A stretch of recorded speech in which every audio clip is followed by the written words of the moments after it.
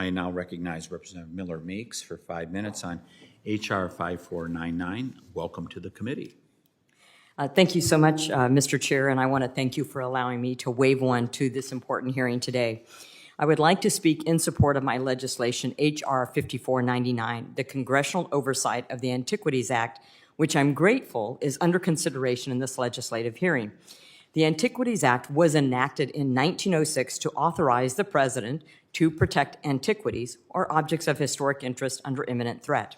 The plain language of the law requires that all designations be confined to the smallest area compatible with proper care and management of the objects to be protected.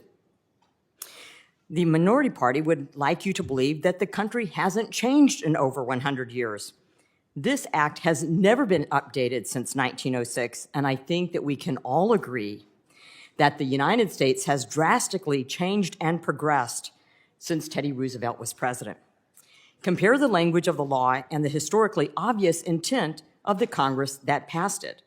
At the time, it was even debated whether the law should limit designations to 320 or 640 acres, with its abuse over the last half century. Presidents, regardless of what party, have repeatedly flouted the rule of law and usurped the powers of Congress to arbitrarily block off millions of acres of land. President Theodore Roosevelt was the first president to use the act. He used it 18 times to reserve a total of 1.5 million acres of land. President Barack Obama used it 37 times to designate 553.6 million acres of land. Make no mistake, this act does not prevent a president of either party from declaring a natural monument or setting land aside. In August of 2023, President Biden unilaterally restricted access to almost 1 million acres of land surrounding the Grand Canyon. Actions such as these are not the rule of law.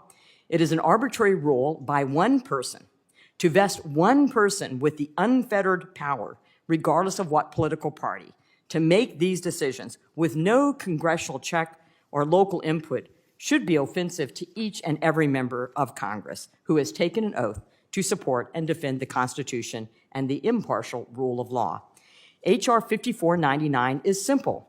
It requires congressional approval of presidential monument or reservation declarations within 6 months or before the end of the last session of Congress it was introduced, whichever comes first.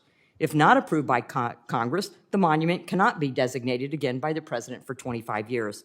I thank Chairman Tiffany for including this legislation in the hearing today. I encourage my colleagues to support this important update to the Antiquities Act of 1906, and I yield the balance of my time.